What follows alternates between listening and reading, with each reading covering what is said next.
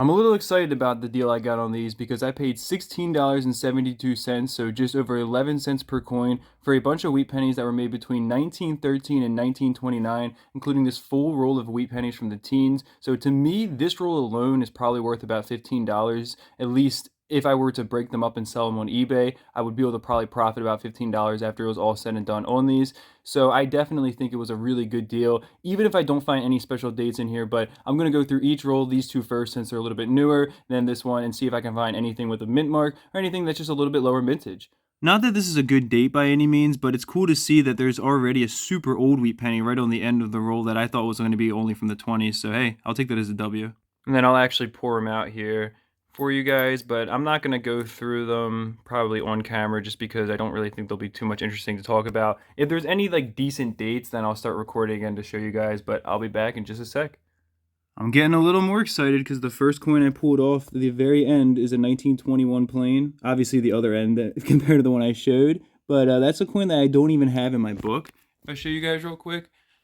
Sorry, the camera is going to be shaky. That's my fault. But yeah, you can see that's a date I don't have. Definitely not a super uncommon date, but not an extremely common one either. I'm definitely less excited now because all those are very common dates, and I'll go over it in just a sec. But this is actually a little bit better, like the 21 plain, a 1929D. About the same mintage figure. I think about 2 million higher. So I'd put these in the just common coins instead of the extremely common coins. I think this person tried to put the same dates together like in a row because I just found 4 28Ds right in a row, which is the lowest mintage coin yet, about 31 million on this one. Definitely not a super valuable coin, but for 4 of them in the roll, that's like a decent amount of value. These are definitely worth more than 10 cents a piece. The first roll is complete. All these coins are commons over 100 million mintage, and I would guess that they're probably worth about what I paid, 10 cents. But wait till the end because I'm actually going to do a cross-reference with sold items on eBay, not items that are currently selling, so that way we can get a pretty accurate idea of what these actually would sell for. But I did want to show you guys, I actually found, third coin to the list, a 1912D, so definitely the least common coin yet. That's only about 10 million mintage, so even in that terrible shape, I bet it's worth a couple bucks. I also just wanted to point out that the first roll had 54 coins in it, not 50, and these other rolls are not even like, this one, I mean, might only have 50 coins, but I think this one might also have 54 because it's not shaking at all. So this might be literally the best eBay seller out there because this dude did not cherry pick the lot at all. He's giving me extra coins.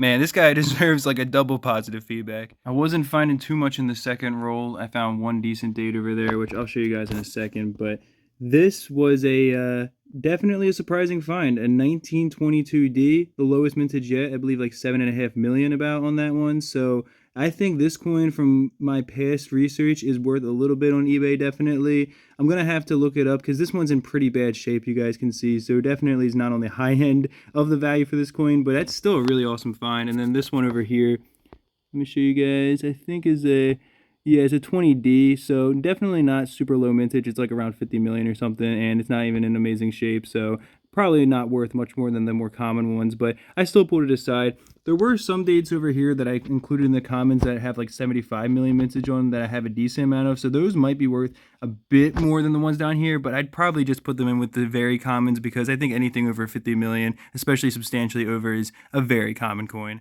Oh, you know how I said he puts coins in a row? Well, apparently there were 3 1922 Denver Mint coins, all in bad shape, but dude, this pays for the whole lot, I'm almost certain, and then some. This is absolutely amazing to me.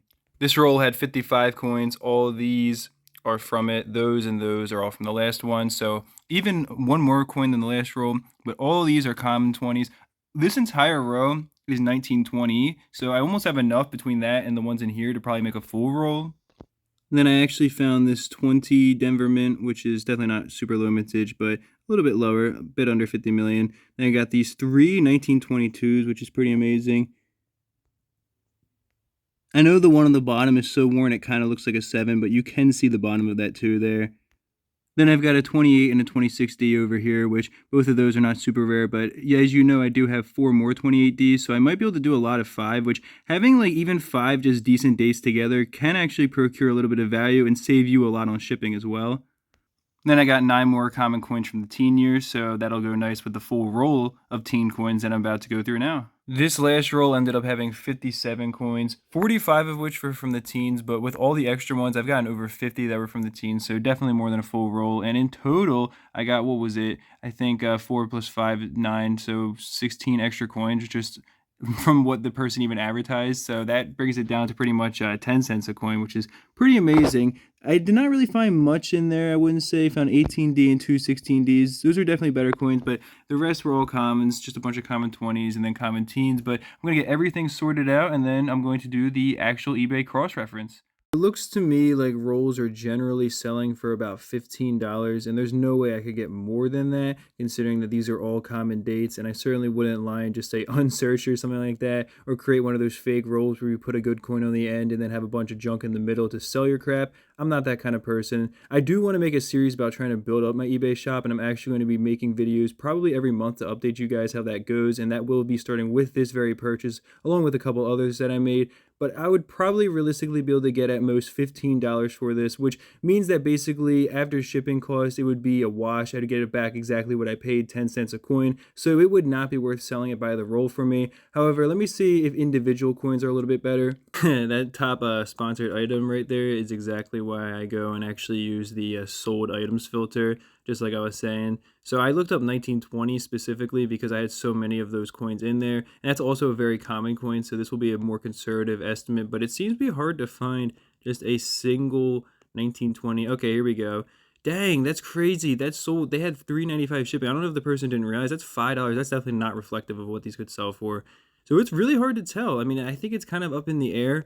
I would guess on average, though, based on everything I've seen and just random year. Okay, here we go. That one had free shipping, $1. Okay, that's more reflective, I think. Probably, yeah. Probably about $1 per coin is what you could expect to get. I think since I have a few better dates, though, my average could probably go up to about $1.10 to maybe $1 even 30 a coin, something like that. Just to keep it conservative. I don't want to throw out any crazy estimates, but let's just say like $1.30 per coin I could get. Of course, you know, the cost of a stamp is 66 cents, so that would already cut into the profit majorly. That would bring it down to about half its original profit of 64 cents. Then on top of that, eBay would take its fee, so that would be like 15 cents. So that would be, now you're talking about what, 54, 49 cents profit per coin. Then the original cost of the coin, so 39 cents profit per coin. That's actually not that bad when you really think about it, because I do have, I believe, let me check, almost 100 of them. So that actually will start to add up.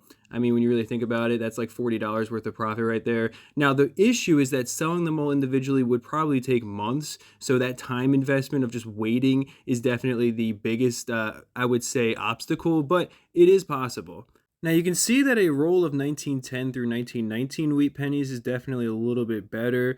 Not insanely high, but you can see these are at least fetching for the most part about $20. This one right here, oh, it does say tens on it. Wow, so that actually sold for pretty cheap right there. So yeah, okay. So you can definitely see with auctions, there's a big risk of not getting as much money as you'd like for it. You could set a reserve too, but that's just going to make it take longer and longer. So you can see there's also not very many results. So I'm going to try looking up the individual again, because I definitely think there's a lot more value to be had there. But if you wanted to actually get them sold in a straight shot, I probably could make, maybe after shipping, like $5 on them at the very most. It might even still be a wash because they're all such common dates. Obviously, I don't have any coins nice enough to sell for these kind of prices. I just looked up 1919 because that's a really common year again, so it gives me a good conservative estimate. But you can see that one only sold for $1 and then 29 cents, so that's maybe more realistic for what you could actually expect to get.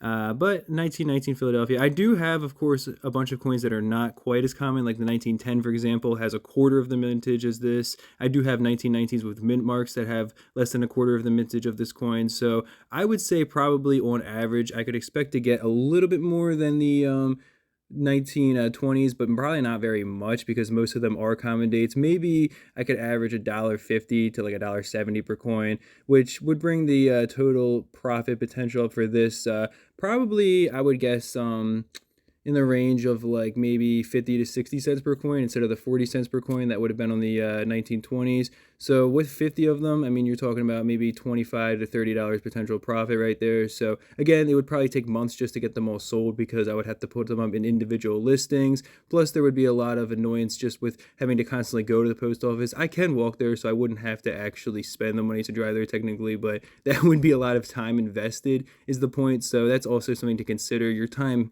is worth probably more than the amount of potential profit that you could actually get from this. So now moving on to the coins that'd be a little bit easier to profit from, I actually managed to find yet another coin that was stuck in the bottom of one of the rolls. It was a 1921S, so that's only 15 million mintage on that. Another decent date for sure. But I'm just going to use eBay's sold items once again to cross-reference all the dates that I do have, and I'm going to go from newest to oldest. Starting with the 1929D, which seems to sell for about $2 in the condition that mine's in. It looks like the 1928 Denver usually commands a bit more. I mean, they do sell for as cheap as maybe, like, you can see this one was under $2. I'm jealous of the guy that got them for 33 cents a piece by buying 2 rolls, but you could probably realistically expect to get about $2.50 a piece for these, I would say, because mine are in okay shape. Definitely nothing amazing, but I actually have one that looks like this one that's toned right here in my coin book that I happened to find searching through my giant collection of coins, so that's pretty cool.